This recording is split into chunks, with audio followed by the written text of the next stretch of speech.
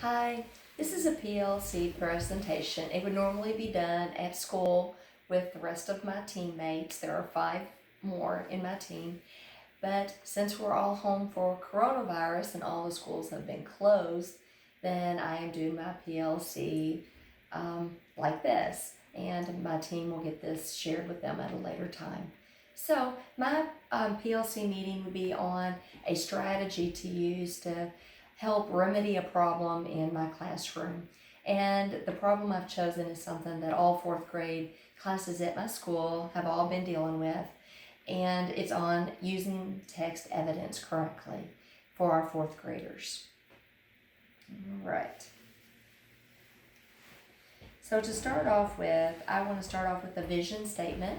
And we all have a vision statement that, whether we realize it or not, it really is what our main goals are in our classroom and among our teammates. Because after all of our teammates are also meant to be collaborators where we all are striving to do better for our students and to make their education more worthwhile. So my vision statement is, my vision as an educator is to be a positive encourager and team builder to my colleagues as we collaborate for future endeavors. I will strive to equip each learner in my classroom with the educational tools and strategies needed for ultimate success in the classroom as well as in life. And I will also endeavor to ensure that each student feels safe, loved, and special. And of course, today's time with the coronavirus so prevalent in our society as a whole, the special and the loved and safe part is really, really important. All the kids are really wanting to feel safe right now, and we're all trying to go out of our way while they're all at home to make them feel loved and special, even though they're not in our classrooms at this moment. So we all had an article that we needed to focus on that gave us a new idea to use in our classroom. So the article I chose was all about visualization strategies to try to help, in my case, to use text evidence more correctly. So some different things that they put in there. So I liked some of the quotes. It said visual displays help students grasp the ideas they are studying by making connections with them.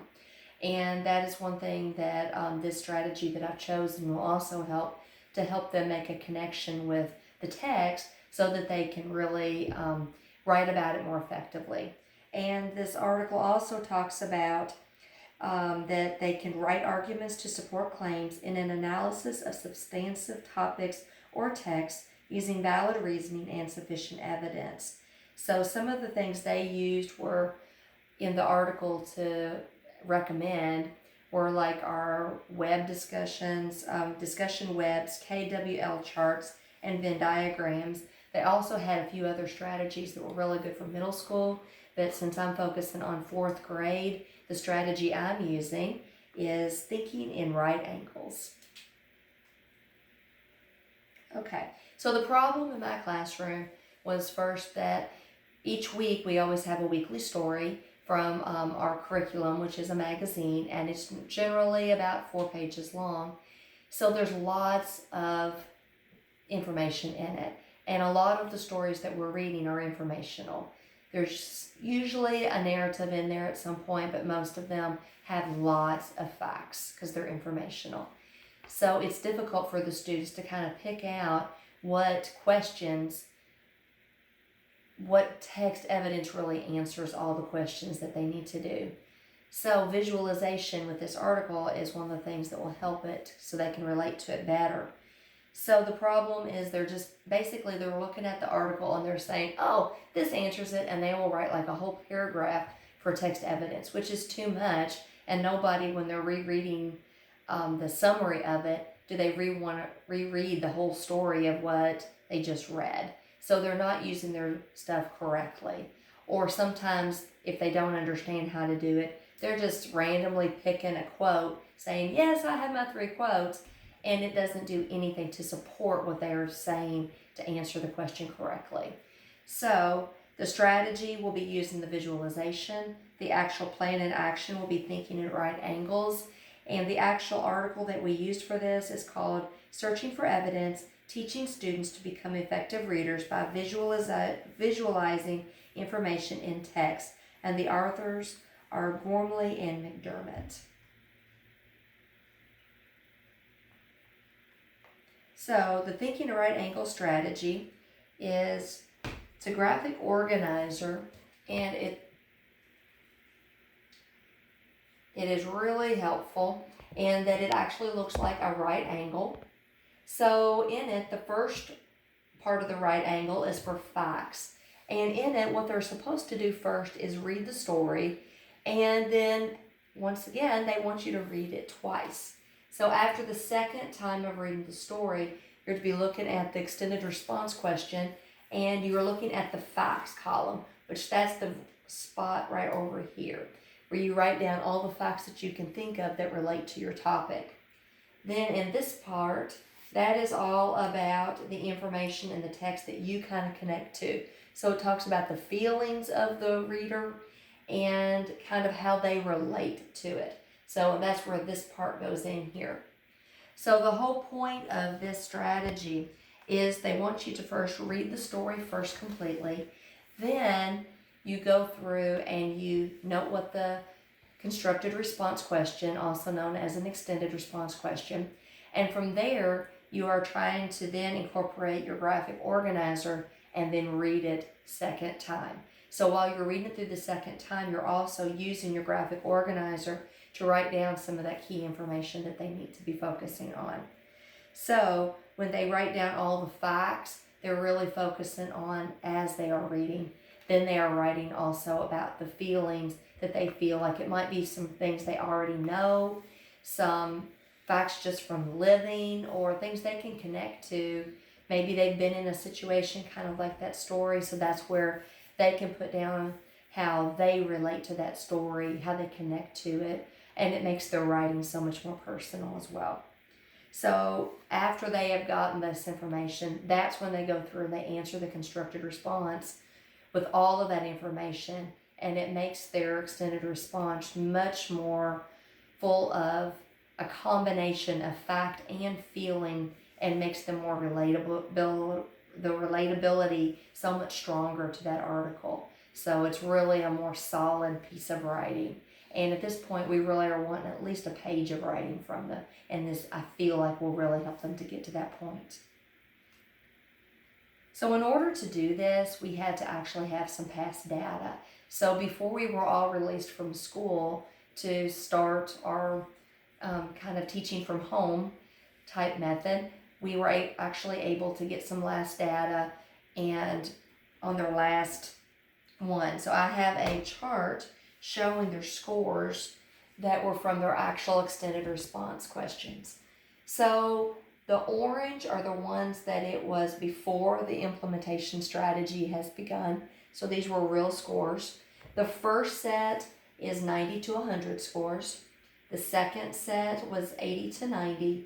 The third set was 70 to 80. And that last one was 60 to 70. So that's what these all were.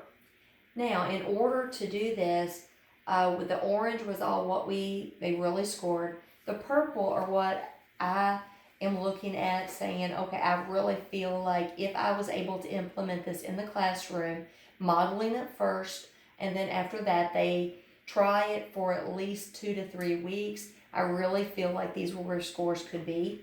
So if you notice in the purple, we have a lot more 90s to 100s. We have a lot of 80s to 90s, and very few lower than that. Our goal is always 80 and higher. We want to see 90 to 100s, but 80 to 100 is what our acceptable range is.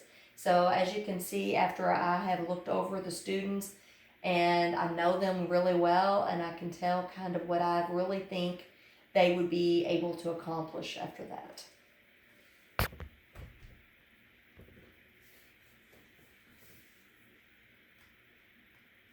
Okay, so since I can't really apply this skill yet to my classroom, I'm focusing totally on the hypothesis of what I would expect to see had I been able to really accomplished this and have been able to actually try this in my classroom.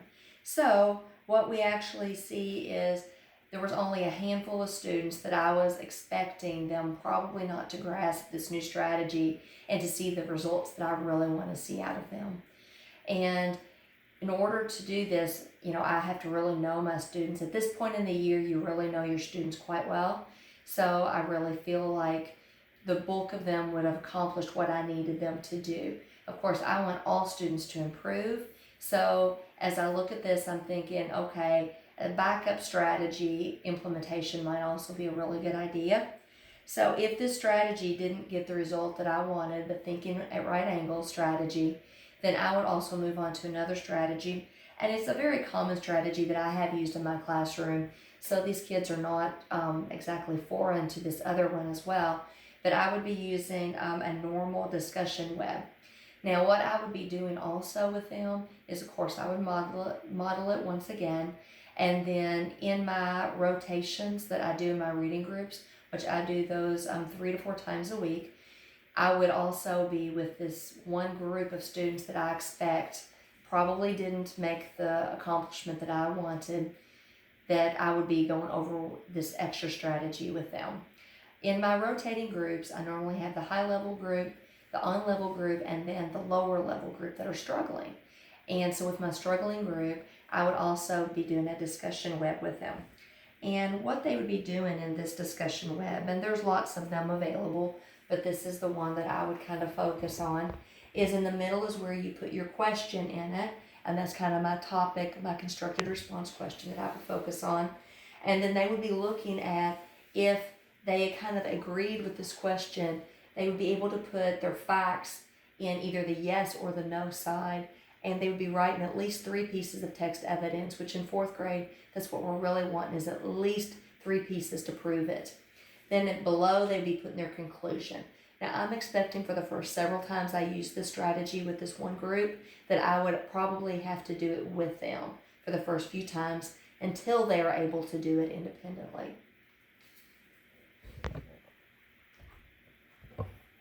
So I really feel like with my guidance as well, they would able to be going on, and then they would also be more successful. So first of all, to kind of recap what we'd be doing is I would be doing the thinking at right angles with my whole class, and I would also probably be doing those in their centers when they're in rotating groups with me to model it first, and then they'd be given independence to do it. I really feel like it would help them to become a better writer overall. It may not make them proficient in writing completely, because after all, I mean, what our 90s to 100s and 80s to 90s and all of that was even, it also included where they were on their complete sentences and where they are in their capitals and their punctuation. It includes all of the writing mechanics as well. But I really feel like this first strategy, thinking with right angles, will make them a more thorough writer. So they will be at least using the correct pieces of evidence to use as proof to make their writing more solid and more believable as well. So that is my first implementation that I would try, and hopefully we get the good response that I expected. So thank you and have a good day.